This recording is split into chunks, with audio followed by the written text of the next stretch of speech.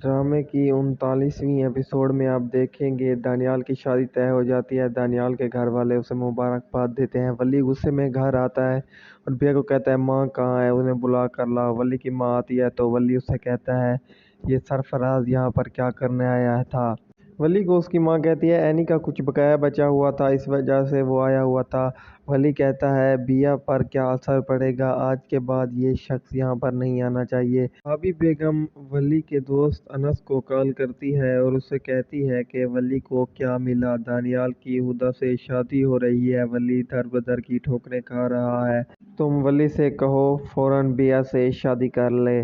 वली की माँ सरफराज को कॉल करती है और उससे कहती है कि मैं घर से जा रही हूँ, बिया घर पर अकेली है, तुम आकर उससे बात कर लो। नस वली को कहता है कि तुम्हारी माँ ने कहा है कि तुम बिया से शादी कर लो। वली कहता है मुझे तो यकीन नहीं आ रहा कि मेरी माँ ने ये कहा है।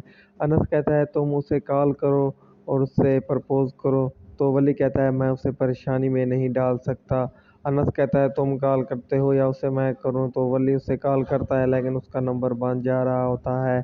सरफराज भी वहां पर आ जाता है। बिया दरवाज़ा खोलती है तो बिया सरफराज को कहती है कि आंटी घर पर नहीं है, तुम थोड़ी देर बाद आ जाना।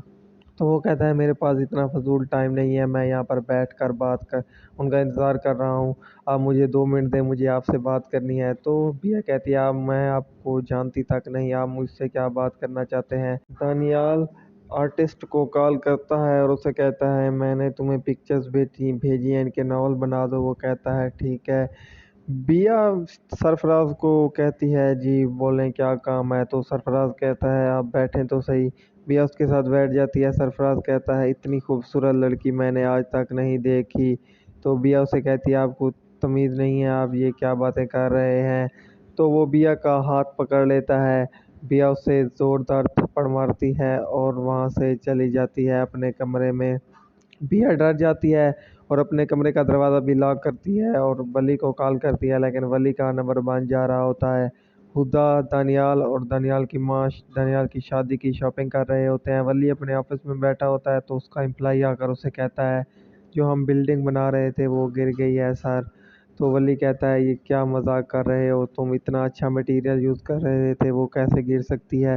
तो वो कहता है सर आप जाकर न्यूज़ में भी देख सकते हैं।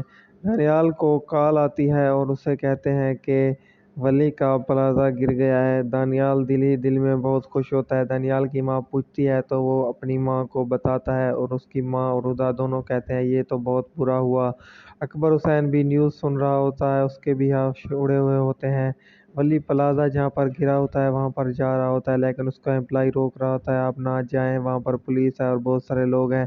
लेकिन वली नहीं रुकता, वहाँ पर चला जाता है। वली की दूसरी माँ भाभी बेगम भी बहुत परेशान होती हैं। सरफराज वली की माँ को कहता है कि उसने मुझे थप्पड़ मार कर अच्छा नहीं किया, वो सरफराज की ताकत को नहीं जानता। तो वली की माँ उसे कहती है कि तुम वली की ताकत को भी नहीं जानते, मैं वली उसे कोशिश करूंगी कि वो वली को ना बताए। दानियाल आकर वली को